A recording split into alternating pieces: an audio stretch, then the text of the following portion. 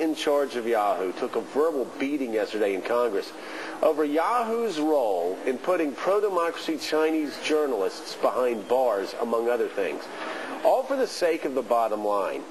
And now let's go to Beijing's NBC Bureau Chief Mark Mullen to tell you the story. Yahoo Code of Conduct would be... Before a House committee, Yahoo executives might have wished they could hit escape. This was inexcusably negligent behavior. While technologically and financially you are giants, morally you are pygmies. The search engine company faced blistering criticism as company founder Jerry Yang apologized because Yahoo gave Chinese authorities information that led to the imprisonment of 2 Chinese internet users. And I want to personally apologize to them for what they and their family are going through. But the criticism was unrelenting. People are being tortured and mistreated today because of that complicity and that cooperation. In 2005, Chinese journalist Xi Tao anonymously sent out emails disclosing China's plan to regulate state media coverage on the anniversary of the Tiananmen Square protests. After Chinese officials asked, Yahoo supplied authorities with Xi's identity and emails, which got him a 10-year prison sentence. Xi's mother told us she's now suing Yahoo. Yahoo is helping persecute a citizen from another country. That's the symbolic value of this case.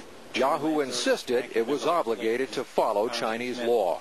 In China, it's widely perceived that U.S.-based companies and other Western businesses are all too eager to cooperate with China's government to continue having access with the massive 1.3 billion consumers who live here. As for journalist Xi Dao's mother, who traveled to Washington for today's hearing, she received a bow of respect from Yahoo's chief executive and a pledge. That we're committed to do what we can to secure their freedom. Overwhelming and welcome words for a mother whose son waits in a Chinese prison. Mark Mullen, NBC News, Beijing. I've got to say, I had a close-up look at this, and looking how U.S. companies would kowtow to the Chinese government throughout the 1990s and when I was there through 2001, absolutely disgusting. And I'm just going to call some of it Boeing, for instance. I remember the CEO of Boeing trying to explain to us in Congress how China was more democratic than America because more people in China actually voted. You would see whenever we tried to pass MFN, Most Favored Nation, trade status for China, it wouldn't be anybody from China coming to lobby us. It would be all the major corporations. And, I don't have to even name a list. If there's a major U.S. corporation, you can guarantee that their lobbyist was walking the halls of Congress, breaking our arms, saying this is too important for our company. And here you see on a very personal level how one young journalist is going to lose a decade of his life because Yahoo was more important. Yahoo found it more important to kowtow to the communists running that dictatorial regime than one guy getting the word out to the rest of the world how this dictatorial regime was going to try to stifle dissent on the anniversary of Tiananmen Square. It's sickening. It really is. It really is. It's quite a story. Let's bring in Pat Buchanan right now. Pat, thank you so much for being with us. Are you surprised that Yahoo and every other corporation is kowtowing to China this way? Not at all, Joe. Once you get loyalty to transnationalism is basically treason to the republic. I think a lot of these companies really have given up their American identity.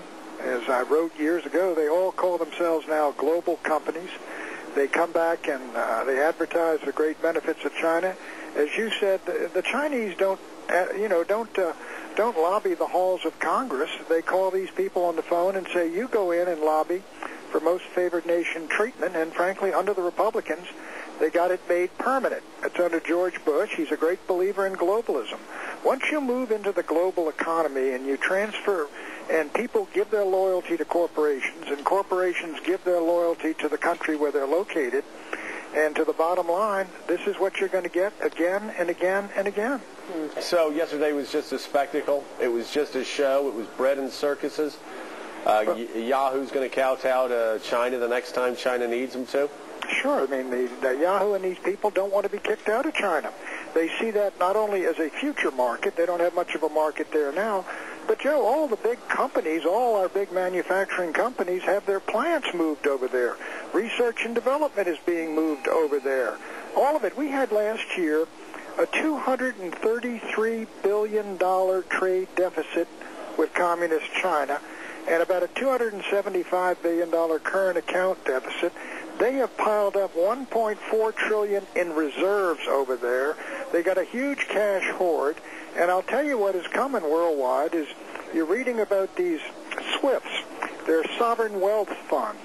The foreign countries now in the oil exporting countries and the manufacturing exporting countries running these huge surpluses are putting them into private equity funds, and instead of buying T-bills with the dollar sinking like a stone, they are coming over to buy strategic assets and American corporations.